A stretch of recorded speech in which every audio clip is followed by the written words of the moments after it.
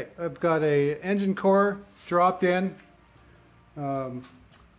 pretty close to the motor mount. There, it's lined up a little bit, roughly. I know I can space it higher away from the chassis, but with that gear reduction on there, it gets really close to the sprocket. But I think when I put this other gearbox on here, it's a narrower profile, so it should, yeah, you can't tell from these videos, but it'll have it'll be further in on the output shaft. I'll have more clearance this way. This Solt is different than what I remember. I remember them being a thicker casing. This is maybe an early production of this, I don't know. And it's going to have to do, I guess. It's been welded.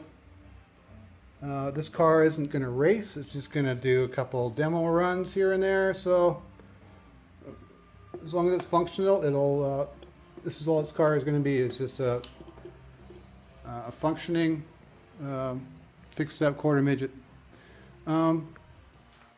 Yeah, and you can see on the side there's not a whole lot of space for when the tail cone is on. I don't think they ran different engines back then. They're all this Deco Continental style.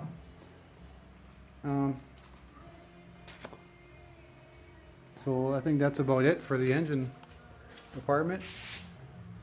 We got some clearance to the front. Obviously in the newer cars there is a fore and an aft slotted engine mount. This is not the case on this one. It's up and down for the chain tension and sprocket changes for any use washers and spacers. So again, I'm looking at these standoffs with that angle and where it's at. I don't know what would have been there. It looks like it's for something somewhat heavy duty. There's a hole in the bottom for the exhaust, and I mocked up the exhaust that I got and it fits through there perfect, so that's not for these standoffs.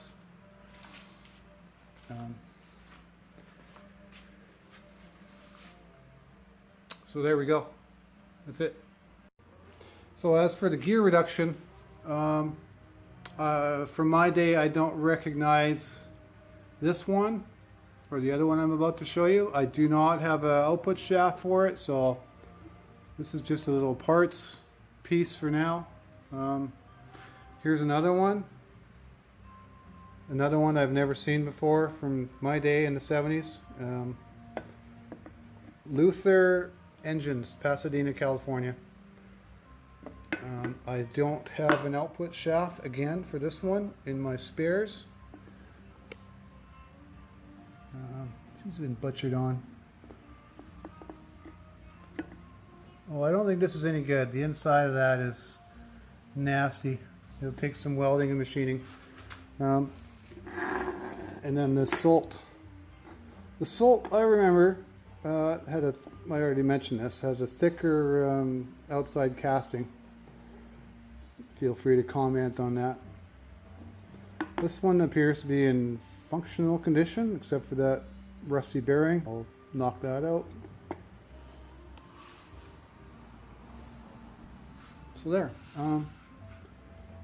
Tires are not, yeah, they're a little dry, no doubt, but I think they would be really cracked bad if they were still from the 50s all this time. So they've been replaced somewhere down the road. I don't know a whole lot about the 50s stuff, but from what I've been looking at here, they were just made up to start having fun for kids so they could get going on learning the ropes on driving. And there's not a whole lot of tunability in these cars. It's basically a cart that steers. So very simpleton from what I can see. And then as time went on and racing progressed, they obviously got more tuning capability built into them, and it's a really smart move changing that engine compartment to the forward axle design, or whichever you want to call it. And the car's got a little bit longer and stronger and lighter and faster and beyond that.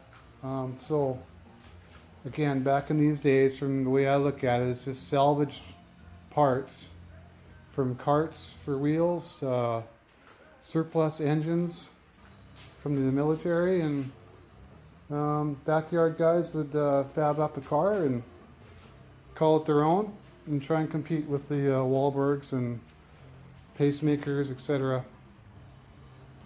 Really cool nostalgia from my point of view. Here's it. Here's another name, John Shively, Lucky 13. I don't see any other markings on the body, but you can see this patchiness. Maybe there was something on there and they sanded it off, or not. It looks really close to the fiberglass, so maybe that's a repair. I don't know. Yeah, as far as identifying who this belonged to is probably forever be a mystery. When I strip it down, I'll look over the frame for any names or numbers. But I would imagine there was a lot of home-built cars from back then. Comment on that if you like.